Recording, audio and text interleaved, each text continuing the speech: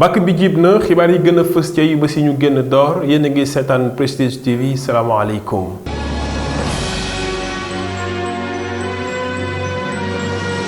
jërë ngeen jëf mbokk yi dañuy ñëw ak yéen nag ci li nga xam ni mooy lu jëm ci wàllu traditionnel levée des couleurs mensuel bi nga xam ni kii di maire bu ville di Talla Sylla dina koy faral di amal di wër ci école yi di waxtaan ak ñoom tey nag weer yi nag ñi nga xamoon nag ñoo xewle woon di woon waa SEM Diamaguène ñoom nag ñoo nekkoon à l'honneur ci teewaayu maire bu ville de Thiès ki nga xam ne nag seen principalu CEM ba moom ginnaaw bi nga xam ni exhorté na élèves yi waxtaan ak ñoom kii di maire bu ville nag jël na fa kàddu waxtaan ak élèves yi wax ñaax leen lu jëm ci wàllu acte de civisme yi nga xam ni war nañ ci am taxawaay bu am solo dañu ànd teewlu ki nga xam ni mooy maire bu ville de Thiès di monsieur Talla Sylla ñu ànd teewlu ko.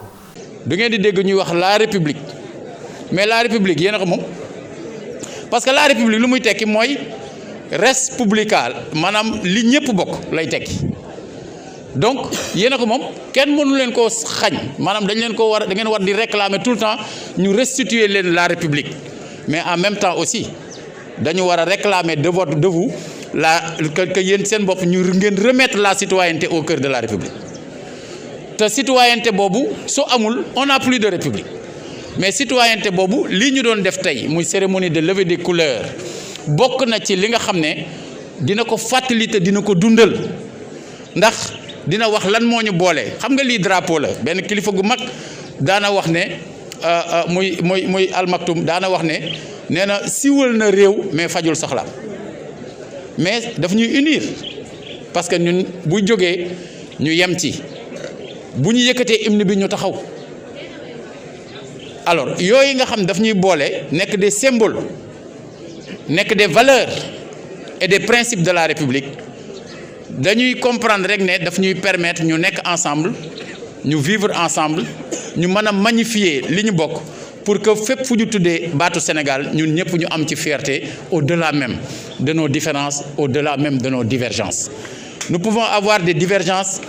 de vue mën nañu am des différences au plan de la perception philosophique mën nañ ko am au plan des pratiques religieuses mën nañ ko am même ci wàllu culture ñii lii lañ bëgg ñee lee lañ bëgg am na ñoo xam ne yoote moo leen gën a ñoo xam ne làmb lañ bëgg am na ñoo xam football lañ bëgg am na ñoo xam ne ñoom bu ñu sañoon loo làmbe la ñuy def alors am na ñoo xam ne kotti yoolli moo leen gën a mais loolu jarul reyante. Ndiané ab village la bu nekk département bu Thiès nekk nag ci quelques accablures de Ngoundiane ñoom nag seen école ba nam mel de doy na waar lool sax ku fa dem xam ni léegi sax mu jëm ci daanu wala mu yàqu loolu tax sax ñi nga xam ne ñoo fa nekk ñoom di directeur école ba nag moom mi ngi wax ni kat di ñaawlu ñi nga xam ne ñu autorité yi ñàkk a jàppale gi ñuy jàppale école boobu ca noonu dañu ànd teewlu ki nga xam ni mooy Ousmane Mbaye nekk directeur école boobu ñu ànd teewlu ko. gis nga boo xoolee situation école bi moom wax na boppam école Ndiané boo duggee rek wax na boppam te li ma lay wax mooy école Ndiané bokk na ci école yi jiitu ci commune de Thiénaba depuis 1981. ça fait bientôt 40 ans donc école boo xamante ni lee mu am ñeent fukki at mel nii defe naa ni loolu xaw na ñaaw ci gisin su may leen di wax sax ni leen école Ndiané nii la mel bu ngeen ko xoolee xam ni noonu la mel. amul mur de clôture classe ñaari classe yi ngay seen daaw jéeg toiture bi naaw na ma bind ay correspondance envoyé ko au niveau de la mairie bañ ko évaluer ça faisait plus de 500000 il a fallu ñu colmater ci dëkk bi. jeunes yi joxe fii ñi joxe fii ba ñu mën a defaraat toiture classe yi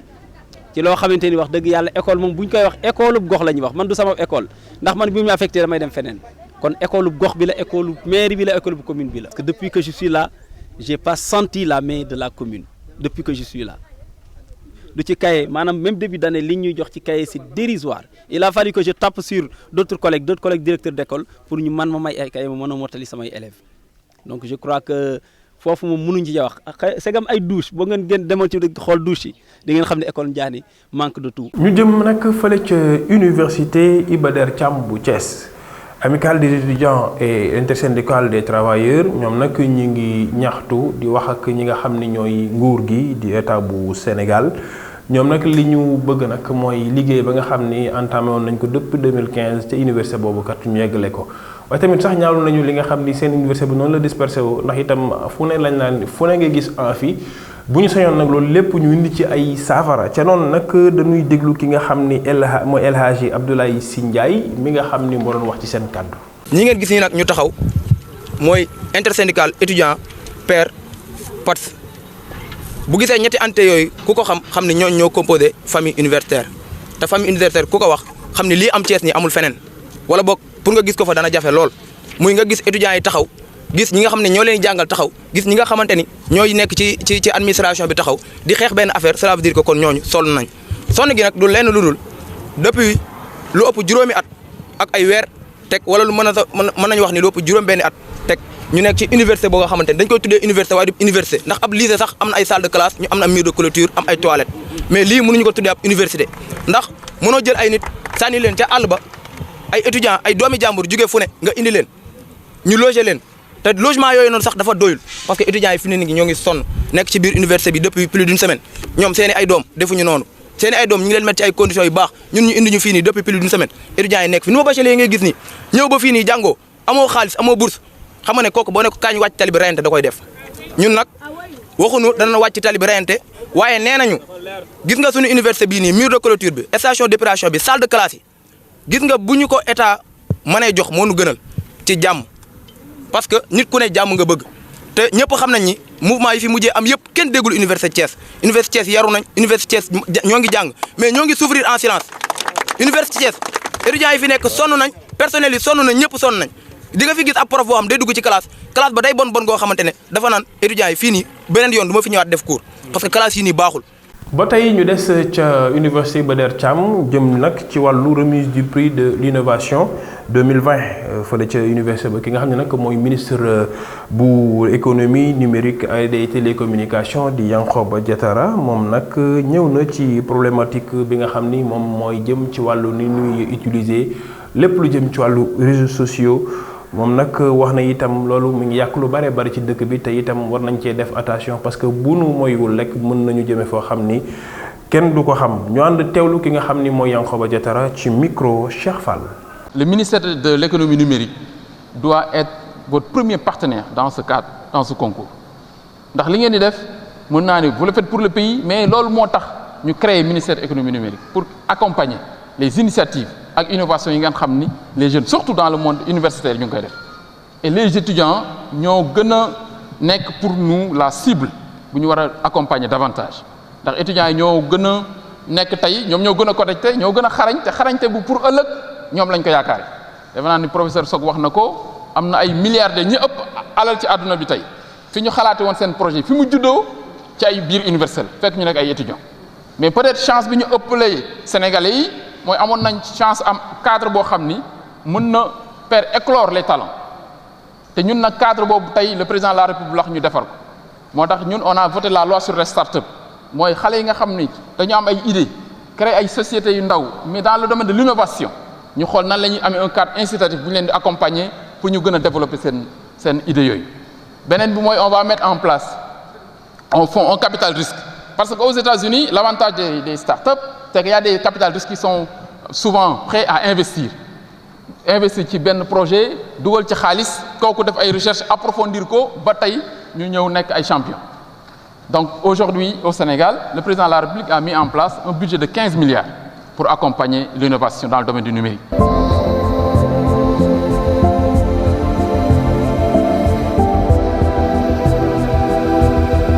Fulum ab dëkk la bu nekk fële ca commune bu Morolan ñoom nag am nañu léegi seen réseau électrique le mise nag en marche bi ki ko doon lancé moo doon ki nga xam ni mooy le maire de Morolan di Yves Lamine Ciss moom nag mu àndaloon ak ki nga xam ni mooy directeur général bu ASER des agences sénégalaises de l'électrification rurale Yves Lamine Ciss nag moom nag félicité na ki nga xam ni mooy le président Macky Sall état bu Sénégal ngir li nga xam ni def nañu ko ca dëkk boobu di Fulum ñu ànd teewlu ko ci micro Cheikh Fall. askanu Fulum yàgg na di jooy courant bi yàlla def mu ñëw tey defe naa ni dañuy sant yàlla gërëm ko mais aussi sant président Macky Sall parce que même bi ma ñëwee fii 2009 2012 y avait 4 villages maanaam ñeenti dëkk ñoo amoon courant waaye fu mu nekk di tey fukki dëkk ak juróom benn am nañu courant donc ça veut dire que ci moins de 12 ans 10 ans en tout cas am nañu fukki dëkk ak ñaar yu xam ni am nañu courant depuis boobu ba léegi kon vraiment loolu lu rëy la ci ñun te vraiment ñu ngi ñaan président en tout cas yàlla may ko wér may aussi directeur ASER may ko wér gu yaram mais surtout may ko promotion xam nga kuy liggéey moom day bëgg a promotion kon ñu ngi ñaanal monsieur Diallo vraiment yàlla may ko promotion mais aussi du ñu fàtte suñu sous-préfet léeg-léeg sax ci discours yi dañuy fàtte sous-préfet yi alors que ñoom courant bi chaque instant ñoom ñooy laajte rapport yooyu ñoom ñoo koy traité envoyé ko état tamit ci loolu lay sukkandiku pour def courant bi donc fu mu nekk nii lu ñu bëgg war a def mooy fexe ba Sénégal yëpp am courant Sénégal yëpp amul benn dëkk bu xam ni tey dafa war a toog bañ a am courant dëkk yëpp a war a am courant et loolu je pense président bi comprendre na ko moo tax mu teg programme bu rëy bu xam ni bëgg na fii ak 2025 dëkk yëpp am courant nga nuyu ñu tamit ministre bi maanaam de l'énergie nga wax ko nii nag ñun ba léegi dese nañu quelques dëkk parce que quand même am na dëkk bu tudd Kër Daouda courant bi dafa jaar ci digg bi amul courant am na dëkk boo xam ne tamit Alpha Thiambar moo ko samp depuis 1940 amul courant Colobane Thiambar am na yeneen dëkk yu xam ne tamit ay amoo lañu maanaam comme dëkk éleveurs yi nekk fii damay bañ wax pël parce que ñoom ci ñun lañu bokk donc Coro mu ngi fii ak Kër Assane Mori mais aussi ak Kër Yugo voilà Pala Yugo erreur moo fa am dañoo électrifier maanaam amoo bi bàyyi dëkk bi fii seen village bi nekk donc loolu ñu ngi ñaan aussi ñu corriger yooyu comme ça vraiment mor naa am courant mais damay ñaan Sénégal yëpp am courant. dañuy des ba léegi ca Fulum loolu nag ginnaaw bi nga xam ni maire Yves Lamine Ciss félicité na ki nga xam ni mooy le président Macky Sall ak nguuru Sénégal ci taxaw gi ñu taxaw ba ñoom ñu mën a am courant loolu nag tax na ki nga xam ne sax mooy Baba Diallo mi nga xam ni mooy directeur bu ASER moom nag di am mbégte contentement ci li nga xam ne mooy li xew waaye tamit di wax ni sax seen objectif nag mooy bépp localité rek boo xam ni inscrire woon nañ la ci lu jëm ci programme électrification yi nee nañu nga fexe ba am ko laata sax ñuy génn ca année 2021 bi dañuy ànd ñu teewlu ko kii di directeur bu ASER Baba Diallo ci micro Cheikh Fall. Fulum village bi moo gën a rëy village yu nekk ci projet bi yëpp moo tax ñu beral leen loxo te yàlla def ne électrification bi yemb na ñu ngi ñëw fii di ko inaugurer ak population yi wax rek gouvernement du Sénégal grâce à la vision du président de la République mais également engagement ministère du pétrole et des énergies nga xam ne Sophie Gladima moo ko jiite actuellement ñu ngi taxaw pour accès universel nekk réalité à l'horizon 2025 pour ñu mën a dem ci accès universel boobu nag dañuy mottali lu ñu tuddee programme national d'urgence bi moo tax d'ici fin 2021 localité yëpp yi nga xam ne ñu ngi nekk ci programme national d'urgence de l'électrification ASER am na yum ci yore PUDC am na yum ci yore Sénélec am na yum ci war a def yooyu yëpp suñu yéene mooy ñu mottali ko avant fin 2021 et à partir de 2022 nag ñu mettre le cap nga xam ne mooy accès universel mooy fukki junni ak ñett dëkk yi nekk ci àll bi muy village yi muy amoo yi ñu yóbbu fa courant loolu nag laaj na juróom-ñaari téeméeru milliards pour mobiliser juróom-ñaari téeméeru milliards yi semaine dernière gouvernement du Sénégal ci jiite ministre de l'économie et des plans et de coopération mais également ministre du pétrole et des énergies réunir nañu bailleurs de fonds yi bu ñu réuniree bailleurs de fonds yi ñooñu ñu ne dinañu financer à hauteur de 240 milliards ñu toog ñaari fan réunir communauté secteur privé bi ñooñu tamit ñu ne am nañu yéene dugal ci électrification rurale lu toll na junni ak ñeenti téeméeru milliards donc juróom-ñaari téeméeru milliards yu ñu doon wut tey bu ñu xaymaa lu bailleur de fonds yi dugal ak secteur privé yi am nañu lu topp 1640 milliards léegi nag mu des ñun ASER PUDC Sénélec Puma ak concessionnaire d'électrification rurale yi ñu taxaw ci pour électrification ak accès universel nekk une réalité à l'horizon 2025. ñu ñëw ci reportage Ramadan bi ñu amal nag mooy fële ca marché ngeen xam ne nag affaire yi daal ñi nga xam ne ñooy commerçant yi fa nekk nee nañu doxul nañ daan gisee nit ñi daan ñëw ci weeru koor gi di jënd ak jaay loolu dafa wàññeeku bu baax a baax mel ni sax li ko waral mooy njëgu fruits yi nga xam ne yokku na légume beeg yu mel noonu dañuy ànd nag teewlu Mariam Ly Fatou Fall Ndeye Coumba Fall cib dox bu ñu defal foofu ñu ànd teewlu ko. bagage waaw am na yu yokku nag moom mais ak situation dëkk bi nii ak après Covid bi nii moom ñëpp a xam ni bagage yi day cher quoi mais tamit bari na li yokk bari na diw yokk na mais yokk na bagage yokk daal en tout cas bari na quoi mais tamit nit ñi moom ñu ngi jënd na quoi parce que affaire bi moom lu métti métti tamit nit ñi du tee ñu jënd quoi parce que dëkk bi métti na mais tamit moom yàlla mi ngi ñuy dimbali mi ngi dimbali clients yi ñuy mën di ñëw di jënd si quoi. avant ñuy woor ni daan gisee nit ñi gisatuñ leen dañuy yaakaar ne sax xañ na bu ñu toogee ba mun naa ñu yaakaar ni nit ñi dinañ ñëw ba léegi nii passe encore comme nii rek. ni mu daan ñëwee ñëweetul gis nga ko nii bu ñu daan woor marché bi dina am jën yu mag ñu woor ba ngoon jot war cee mën a jàpp bu baax a baax gis nga ko nii fi mu ne nii yobay bu baax sax amu fi tas bu bon moo fi am mu ngi nii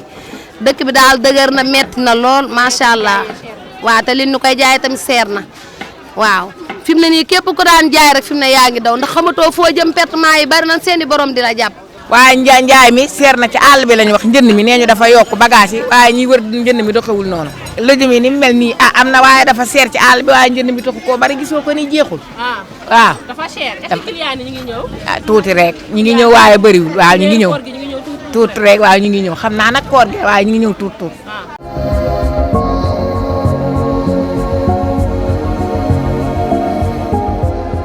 bàkk boobu jëm nag moo ñuy yóbbu ci li nga xam ne mooy li gën a fës ci biir réew mi ñu ànd ceeg soxna Aminata Ndiaye mu faram fàcceel ñu ko. ñu tàmbalee xibaar yi biir réew mi ak kii di chef d'état-major général bu l'armée bi gannaaw ba ñu ko tabbee tabb bu yees dina amal tukki nemmeeku ngir seeti ñi nga xamante ne ñooy troupe yi bokk ca commandement ak service ya ci fukki fan ak ñeent ba ñaar fukki fan ak ñett ci weeru avril. ci loolu itam dina dem seeti waa état-major bu l'armée de terre ak marine nationale ak ña nga xamante ne ñoo di direction ak service ya ci fukki fan ak ñeent ba fukki fan ak juróom-benn ci weeru avril. jëwriñ ji ñu dénk wàllum tàggat yaram di Matar Ba daal dina ñaawlu xew-xew yi nga xamante ne ni moo jot a am fële ca arène nationale gannaaw ba ay supporters jëlee ay chaise yëkkati ko sànni ko ca biir piste ba. loolee nag tax ba président CNG ba mu ko seetsee mu xamal ni ko daal nañu topp mbir mi le ba xam ña ko def daal di leen ay teg ay daan. étudiants ya nekk ca université Aliou Diop bu Bambey ñu ngay fësal seen naqar loolee nag tax ba ñu décrété journée sans ticket maanaam lekk te doo fay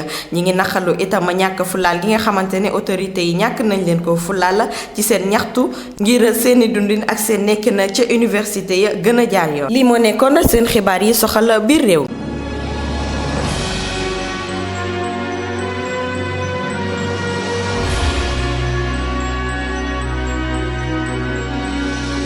bàkk bi jib na ñu ñëw war a dem nag lépp lu xew fële ca biti réew loolu nag dañ ci ànd ak soxna Ndeye Coumba Fall mu indil ñu la ci gën a fës. ñu tàmbali xibaaru bitim réew yi ak Bernard Madoff mi faatu ci àllarba ji ci juróom-ñetti fukki at ak ñaar moom moomu ñu ngi ko tëjoon ci kaso bi nekk ca Caroline du Nord moom it àtte woon nañ ko ci atum 2009 tëj ko téeméeri at ak juróom fukk ci càcc ga mu amaloon te ñu xayma ko ci juróom benn fukk ak ñeent ci ay milliards de dollars moom moomee nangu na lañu ko doon tuumaal. ñëw nag ca Niger benn lakk gu metti am na ci benn école ca Niamey peyim réew ma ñaar fukki ndongo ci biir ñooñu fukk ak juróom-ñeent ñi nekk ci classe tout tànk yi ñàkk nañ ci seen bakkan sapeur pompier mi ñëwoon di leen dimbale mënu ci woon dara ndax boobee mbir mi ëpp na loxo jardin d'enfants ba nag ak école primaire ba tàkk nañu ba jeex. jeexaleeg jiitub réewu Amérique mi xamle ni soldaaru américain yu nekkoon ca Afghanistan dinañ fa commencé jóge ci benn fan ci weeru mai bi ñu dëtmal soldaar yooyu dañu fa jóge ci yàqamti ndànk-ndànk lañuy def Joe Biden xamle na ni itam soldaaru américain yooyu ak yu OTAN yi dinañu génn Afghanistan balaa anniversaire 11 septembre bi lii la leen indiloon ci xibaar yi ñeent bitim réew di leen jox dig daje ba beneen yoon incha allah.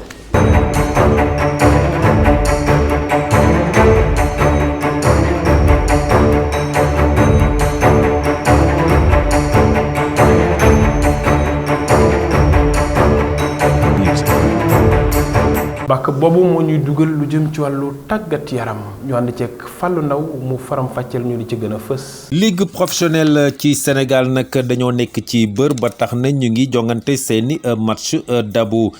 ci 7e journée bi nag match dabu boobu Teungueth FC dina ci dalal AS Douane fële ci stade Ngalandou Diouf AS Douane nag moo nekk gum ci place bu njëkk bi am 20 poñ ak ñaar benn poñ moo dox diggante AS Douane ak Teungueth FC ba tax na ëllëg ak jàmm ci match dabu boobu Teungueth FC mun na nag daal di jël place leader bi te dina ko dese ñaar match retard ndax Teungueth FC am na 3 match yoo xam ne match dabu lay doon naataangoom di Jaraaf de Dakar mi nga xam ne aussi mu ngi nekk ci compétition africaine yi moom it am na 3 match dabu ba tax na ëllëg ak jàmm dina dalal fële ci stade Amadou Barry le stade de Mbour mi nekk ci fukkeelu place bi Jaraaf bu Dakar nag am na mu ngi nekk ci juróom-benneel place bi am 10 poñ ak juróom-ñaar mel na ni Médinois yooyu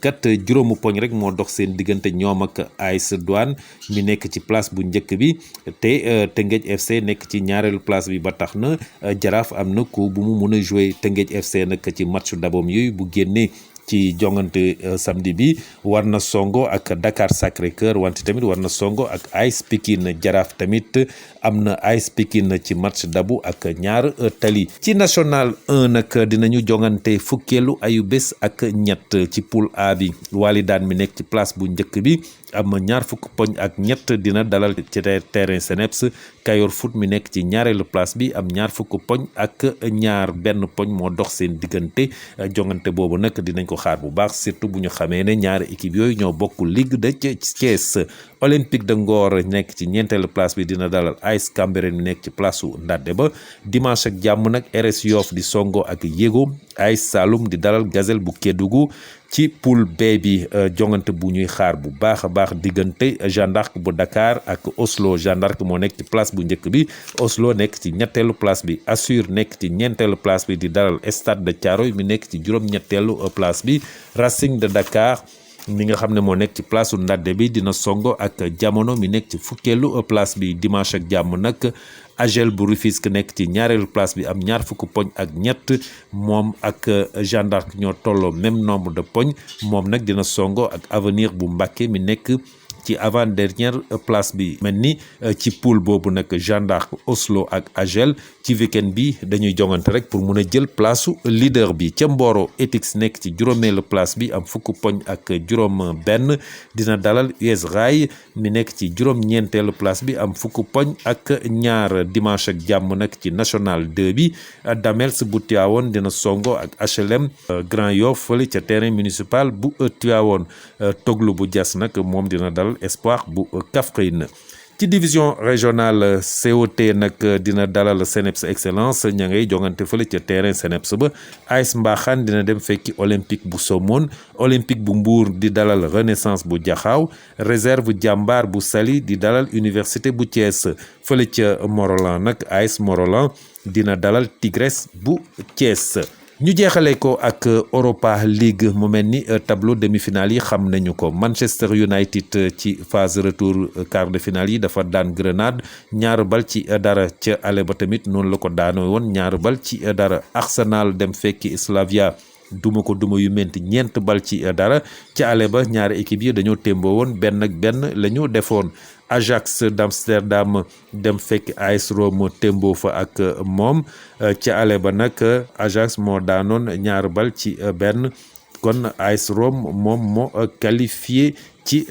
demi-finale yi Villarreal nag dafa daan Dinamo Zagreb 2-1 ci ale ba Villarreal moo daanoon 1-0 Villarreal dina songo ak Arsenal Manchester United di songo ak AS Rome demi-finale yi nag dinañ ko jongante 20 fan ak juróom-ñeent ci weeru avril bi jàpp retour ba